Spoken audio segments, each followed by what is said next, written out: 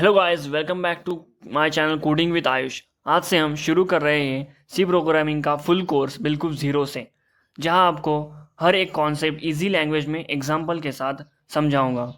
अगर आप BTech, diploma, BCA, BCC, BSc या आईटी में हो या फिर प्रोग्रामिंग शुरू करना चाहते हो तो ये पूरा सीरीज़ आपके लिए गोल्ड है। तो बिना टाइम वेस्ट किए let's begin with unit 1 introduction to C programming. चलिए स्टार्ट करते हैं।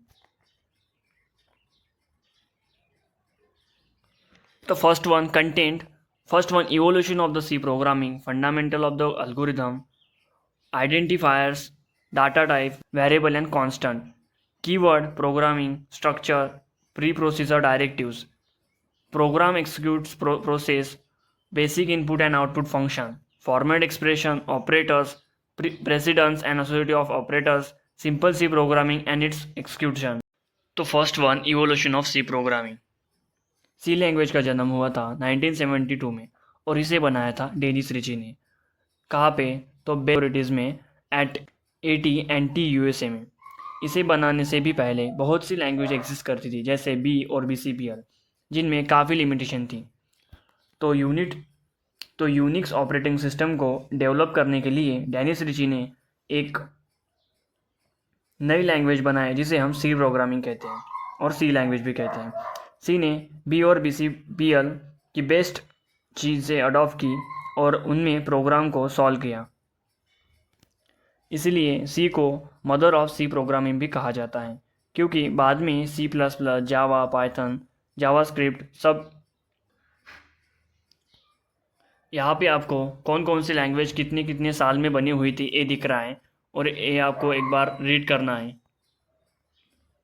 यहाँ पे वही भी है।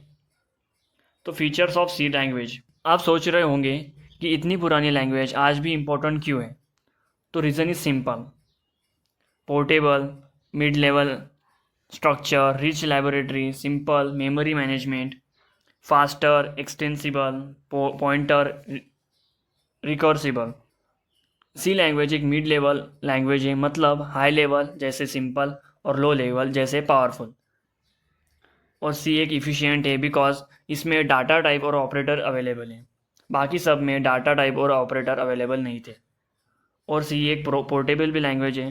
पोर्टेबल का मतलब है कि हम वन मशीन में कोड डालते हैं तो ट्रांसफ़र होकर वो अनदर में चला जाता है।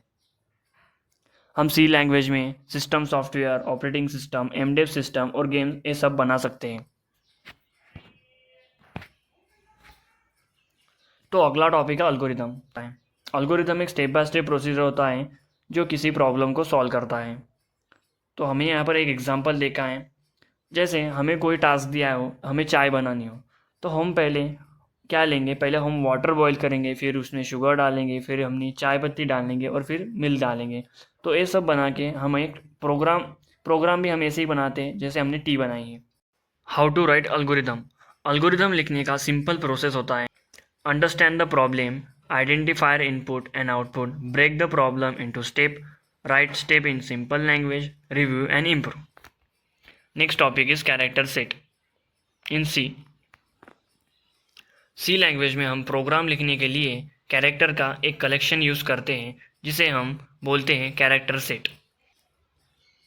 हम इसमें वर्ड, एक्सप्रेशन एंड नंबर देखते हैं और डिजिट, अल्फ़ाबेट, स्पेशल सिंबल देखते हैं। आगे हम देखेंगे क्या होते हैं। तो टाइप्स ऑफ कैरेक्टर इन सी।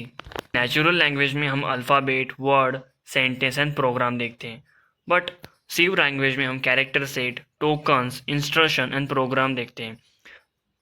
ये सब हम आगे बढ़ेंगे कैसे कैसे होता है और कैसे करना होता है और कैसे प्रोग्राम लिखते हैं। तो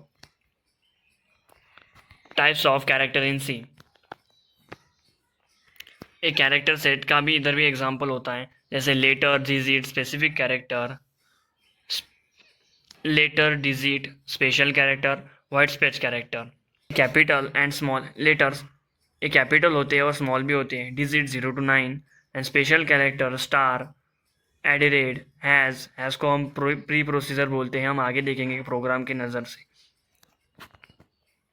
वाइट स्पेस कैरेक्टर मतलब इंटर की, स्लैशन। इस स्लैशिंग इसलिए यूज़ होता है कि हम जैसे एक सेंटेंस लिखते हैं, नहीं तो कुछ वर्ड लिखते हैं, तो हमें एक लाइन में नहीं आना चाहिए पूरा सेंटेंस, और नीचे मतलब पार्ट करके आना चाहिए, इसलिए हम ये लिखते हैं। एक प्रोग्राम लेंगे और फिर इसे समझेंगे।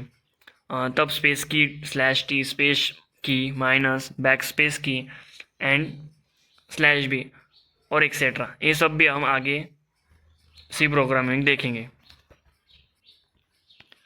तो यहाँ स्पेशल कैरेक्टर है, lower case alphabet, upper case alphabet, digit, special character and white space. Space stop करके तुम देख लें।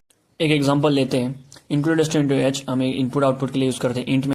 इंट मेन हम इसलिए यूज़ करते हैं कि हमारा कोड यहाँ से स्टार्ट होगा और हमारा कोड यहाँ पे एक्सक्यूशन के लिए आगे बढ़ेगा। फिर हम एक आउटपुट फंक्शन लेंगे जिसका नेम है प्रिंट एफ। हम इसमें लिखने वाले हैं हेलो वर्ड। जो भी हम प्रिंट एफ में लिखते हैं वही हमारा आउटपुट में दिखाई देता है। तो हमारा आउटपुट आएगा हेलो वर्ड। हमने प्रिंट एफ में हेलो वर्ड लिखा है, हमारा आउटपुट आएगा हेलो वर्ड। फिर हम लिखेंगे रिटर्न ज़ीरो। रिटर्न ज़ीरो का मतलब होता है कि हम यहाँ पे कोड का एंड करने वाले हैं, और करली ब्रैकेट का मतलब होता है कि हमारा कोड यहाँ पे एंड हो गया है। यहाँ पे हमारा कोड कंप्लीट है, हम रन करने देखते हैं अभी, और यहाँ पे आउटपुट में हमें हेलो वर्ड दिखाई देगा। अभी हम आउटपुट फंक्शन में एक और वर्ड लिखेंगे, प्रिंट एफ में हेलो, एक वर्ड लिखेंगे हेलो आयुष, और वही वर्ड हमें आउटपुट में दिखाई देगा हेलो वर्ड और हेलो आयुष, बट एक ही लाइन में। कोड कंप्लीट यहाँ पे रन करने देखते हैं, और यहाँ पे रन हेलो वर्ड, और यहाँ पे कोड वन लाइन में आया था, अभी हमें सिंगल लाइन में दो वर्ड चाहिए, इसलिए हम यहाँ पे /n यूज़ करेंगे। /n का काम होता है कि एक लाइन को दो भाग में डिवाइड करना। तो अभी वो आउटपुट में हमें दिखाई देंगे हेलो वर्ड और हेलो आयुष। आप देखेंगे यहाँ पे आउटपुट हेलो वर्ड और हेलो आयुष है।